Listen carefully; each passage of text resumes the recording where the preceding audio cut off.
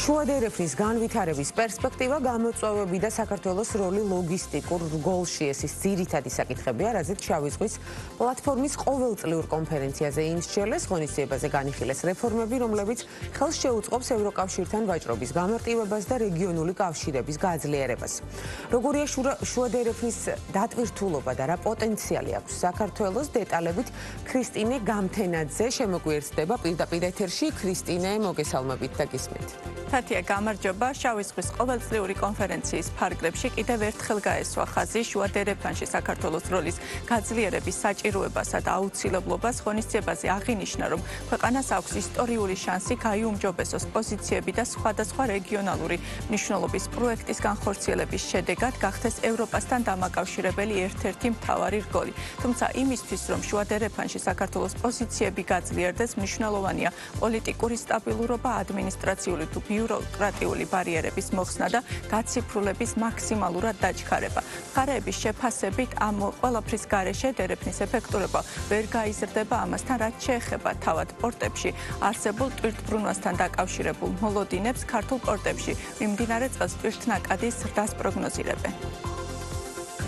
ჩვენ ის ისტორიული შანსი, რომელიც გვაქვს ჩვენი ამ შემთხვევაში საქართველოს როგორც მედროშე ქვეყნის აზიის ევროპასთან დაკავშირების ფორმატში, ეს შანსი არ უნდა გაუშვათ, ვინაიდან შუა დერეფანი კიდევ ერთხელ გვაძლევს უნიკალურ საშუალებას და მე ვიტყოდი, რომ აი ეს არის ყველაზე მთავარი დღეს, რომ კარგად გავაცნობიეროთ, რომ ესეთი შანსი ჩვენ ქვეყანას მომავალში შეიძლება აღარ გქონდეს. უნდა ვაღიაროთ, რომ ბევრი რამ არის მოსაწესრიგებელი, მაგრამ ეს მარტო შავი ზღვის პლატფორმის ფორმატში, ანუ ჩვენი მცდელობით არ მოწესრიგდება, აქ უნდა იყოს სახელმწიფო ჩართული, ჩვენი სახელმწიფო, ასევე ყველა ჩამოთვლილი ცენტრალური აზიის და აზერბაიჯანის მთავრობები ჩართული და შესაბამისად ნახეთ რა არის მხოლოდ ერთობლივი ძალისხმევით შეიძლება მოხდეს ის შეთანხმებები, რომელიც შესვლის შუა დერეფნის დანიშნულებას.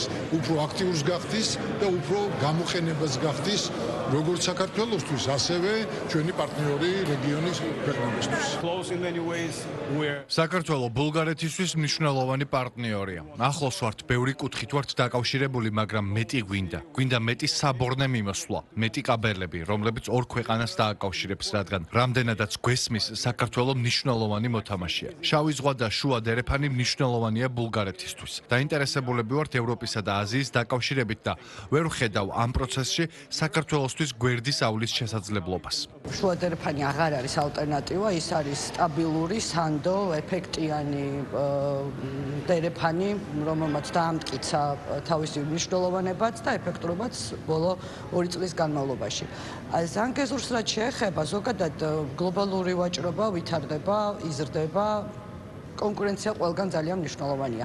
ამ სფეროში განსაკუთრებით მნიშვნელოვანია, იმიტომ რომ საბოლოო ჯამში ეს ყველაფერი აისახება ფასებზე, ფასები აისახება საბოლოო მომხმარებლის მიერ გადახდილ ღირებულებებში.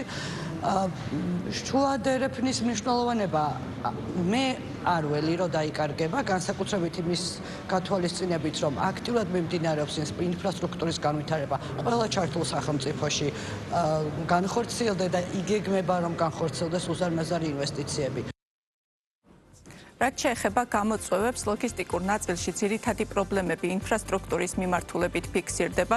შუა დერეფანში ტვირთნაკადის ზრდის პარალელურად უფრო მკაფიოდ დადგა დღის წესრიგში ლოგისტიკური ჰაბების განვითარების საჭიროებაც, თუმცა იქიდან გამომდინარე, რომ ამ კუთხით ჯერ კიდევ არსებობს გარკვეული დეფიციტი, საქართველოს გრძელვადიან პერიოდში კონკურენტუნარიანობის შენარჩუნება გაუჭირდება, ამასთან აუცილებელია სატარიფო პოლიტიკის გადახედვაც, ვინაიდან მკვლევარების ნაწილის განმარტებით ქართულ პორტებში რეგიონის ქვეყნებთან შედარებით ფასები საკმაოდ მაღალია. თბილისის მშრალ პორტში კი აცხადებენ, რომ საქართველოს ლოგისტიკური მომსახურების ფასების შემცირება სწორედ ინფრასტრუქტურის განვითარებითა და კონკურენციის გაუმჯობესებით გახდება შესაძლებელი.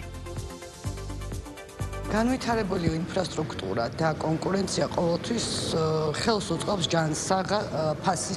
ფასის ჯანსაღ ფორმირებას. ამიტომ რეგიონში ფასებთან დაკავშირებით ჩვენს სიძვირეზე განსაკუთრებულ ყურადღებას ვერ გავამახვილებ. ამ სფეროში ფასები იცვლება ძალიან ხშირად.